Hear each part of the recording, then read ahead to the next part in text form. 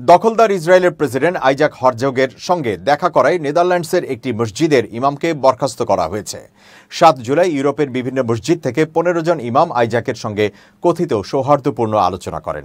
এর মধ্যে ইউসেফ মিসিবিহ নামে নেদারল্যান্ডসের এক ইমামকে আরবি ভাষায় অনুবাদ করে ইসরায়েলের জাতীয় সঙ্গীত গাইতে দেখা যায়।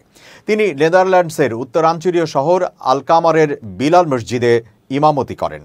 এক বিবৃতিতে বিলাল মসজিদ কর্তৃপক্ষ জানিয়েছে, এই মুহূর্ত থেকে ইউসেফ মিসিবিহকে বরখাস্ত করা হয়েছে। তারা বলছে, ইমামের সাম্প্রতিক রাজনৈতিক বক্তব্যের কারণে মসজিদ কর্তৃপক্ষ তাকে তাৎক্ষণিক বরখাস্তের সিদ্ধান্ত নিয়েছে।